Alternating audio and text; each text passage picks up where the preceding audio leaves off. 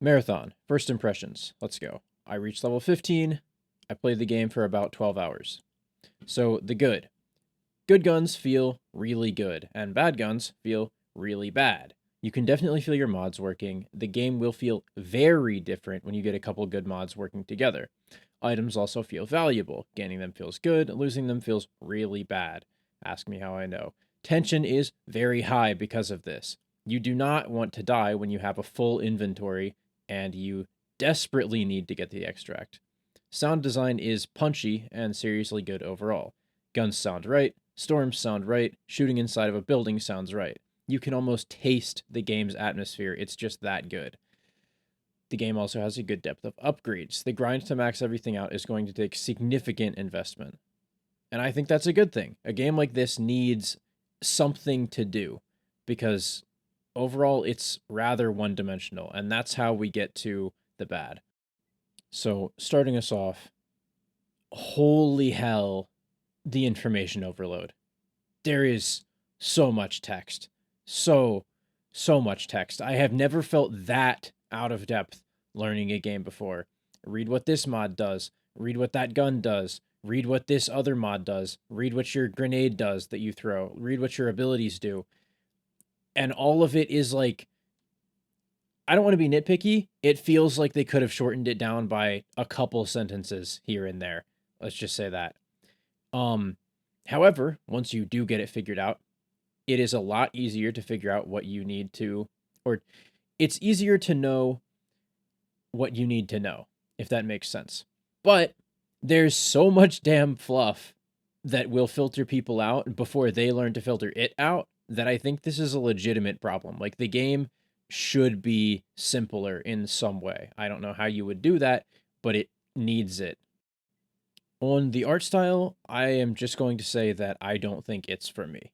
I know a lot of people like it, and I personally don't know what shrooms they're tripping off of, but that's all I'm going to say about it. I know some people like it, I personally don't. Moving on to what is objective, holy shit, movement is.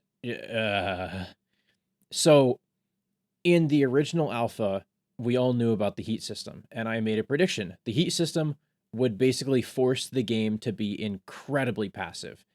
And what do you know? I was right. They didn't change a whole lot about the heat system. Sprinting still builds it up. Sliding still gives you an insane amount of heat. And so moving around feels genuinely like egregiously punishing. It shouldn't be this punishing to walk around. It shouldn't be this punishing to run in a game called Marathon, but it is, and it does not feel good.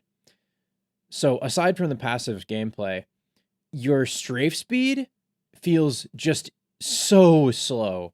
Like, you may as well just not even be strafing in a gunfight. It's like apex levels of, okay, I'm in a gunfight, I'm flat-footed if I'm not, like, jiggle peeking a corner.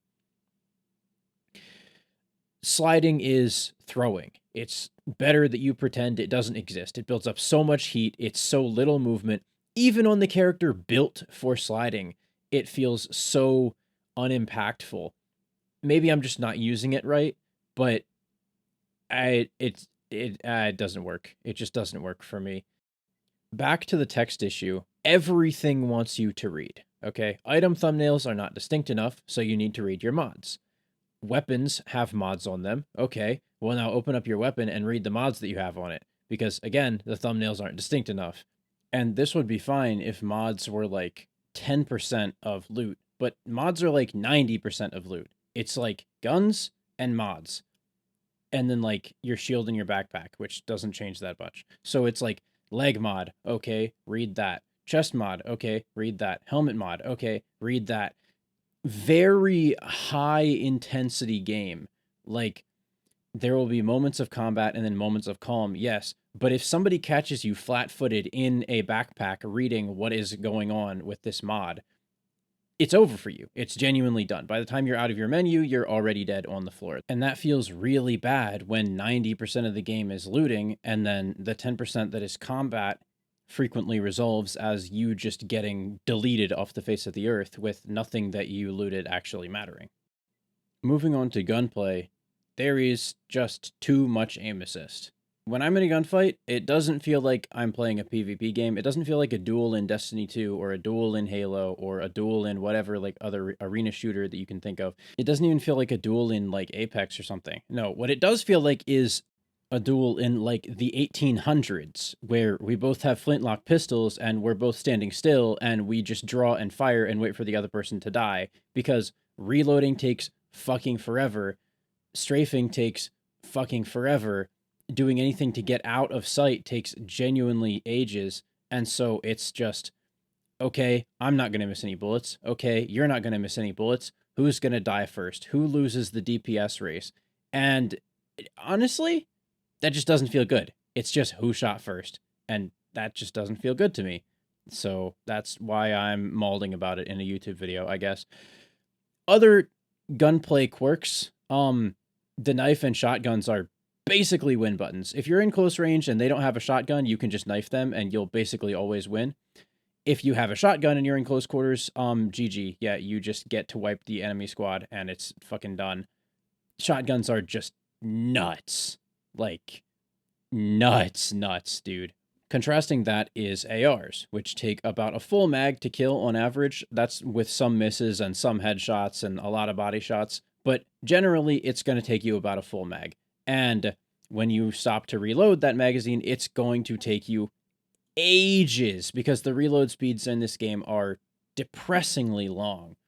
And so I don't know what you do about ARs. Like, they seem to be attempting to make them the backbone of the game and they feel solid to use, but one kill in a mag is just not it, bro. It just doesn't work. Moving on, the pulse rifle is genuinely nuts. So I'm talking about the volley, I think it's called. And I am just putting this out there. I haven't used all the guns, but the pulse rifle seems to be like easily the best rifle. It just has so much aim assist and so much damage in each magazine. Compare it with an auto rifle, which is like a magazine to kill. The pulse rifle, I've seen people go down to like 4 bursts, and there's 27 in the magazine, 3 per burst. It's like, I don't know. It feels very, very powerful. And it's also, just like everything else in the game, basically impossible to miss. So use a pulse rifle. It's very good. Now, there is another weapon type that I hadn't talked about, but I'm going to talk about it here, and that is semi-autos. And I will just say they are essentially required for PvE combat because automatics are just ammo inefficient to an egregious degree. When you're facing chunkier PvE enemies, you will run out, and then you'll reload, and then you'll run out, and then you'll reload, and then you'll run out, and then you'll reload, and then you'll run out, and then you'll be completely out of bullets, and this enemy is still looking at you. And so, yeah, you just need to carry a semi-auto if you plan on bringing down big targets, because everything else is just not ammo efficient enough damage-wise. The last weapon type I'll talk about here is the sniper rifle. I've been sniped. I haven't used a sniper. They seem extremely rare. And I'll say, when I got sniped, I didn't die. So I don't know if he missed, or if snipers just don't one-shot headshot. But even if they did one-shot headshot, you would need a very coordinated push to get any value out of a sniper anyway, because reviving in this game is very fast, and you can still revive someone even after they've been finished. So if you were to snipe someone and then immediately finish them, they would still be revivable, and then you'd still be pushing into a 3-stack. So I don't know if snipers are bad or if I just haven't used them, but from what I'm thinking about it, they seem to be in a very rough spot. Now, there are a couple other weapon types that I haven't talked about here, and I'm just not going to talk about them because I don't think I've used them enough to give an accurate representation. The tracking weapons seem very good for PvE and not good for PvP, but that's about it. Like, everything else, I'm just not going to say anything about until I actually learn how they work. So, moving on to the next area, balance. You have to play with 3 players. You've just got to. The game is very, like, 1vx phobic, if that makes sense. you can't win a 2v1. You cannot win a 3v1. Reloading takes too long. Healing is too slow. And that's not to say popping heals is too slow. It's like literally receiving the healing is too slow because you pop your heals and then it takes some time to actually apply. If you were to like try and 1v3 like you would in Apex, for example, you'd get one person down and then you duck behind cover to pop your big shield and then you'd come back out and then you would just get one banged because shields just don't apply instantly. And it doesn't feel good. It does not feel good to be in that 1vx situation, so you just have to play with 3 players. Comparatively, solos is like really weird because I've never run into more than one person. I've also played solos very slowly, and I think I've played 5 matches in total. And solos is always, okay, I find a guy, I kill him, I take all his stuff, I exfil. Or some guy finds me, I'm looting, or I'm not ready, or we get in a 1v1 and we trade, and then I die or we both die, and then that's it. So, like, specifically in solo lobbies, I think they need to increase the amount of self-revives or something, because solos is just very weird right now. And I guess that makes sense because it did seem to be like a last-minute addition. But, yeah. Moving on. Triage just breaks the game. Just straight up breaks the game. So you have your drone that you can throw out, and it can heal you or your allies. And so what that means is you get to save your effective heals for PvP, but it stacks. So if you have your drone out and you pop a shield heal, the drone and the shield heal will heal at the same time, and it'll heal you very fast. And so when you have 3 people and they all have drones on them and they all have a shield popped and they're pushing at you, you're just not winning. And so Triage is just the GOAT. Not to mention that his ult is literally an instant revive at distance, which is busted beyond all fuck. And if you happen to miss the person that you're trying to revive and hit someone, it's a stun, so it stuns them. So, like, you can't fuck up this ult. And then he also, just in case Triage wasn't good enough already, he has a third ability that improves gun performance. And it can take a gun that you would not be able to land 3 shots in a row with, and it'll turn it into a laser beam. So, yeah, just play Triage. He's just really good. I've heard people complaining about Invis. I haven't played against it that much. What I have played against is Triage, and Triage is really fucking good. So just use that. So I think that's about it. That's enough complaining. I could probably like talk about stuff for a lot longer, but I know like half of these things are skill issues, and I'm sure a quarter of them on top of that will be like easily mitigated once I just learn the game more. But those are my thoughts. If you wanted some tips, because I think that you probably need them if you're going to try and play this game, just ignore white valuables. They're just, those are things that you pick up and you just have them to sell. Just ignore them. You don't have the inventory space to carry them.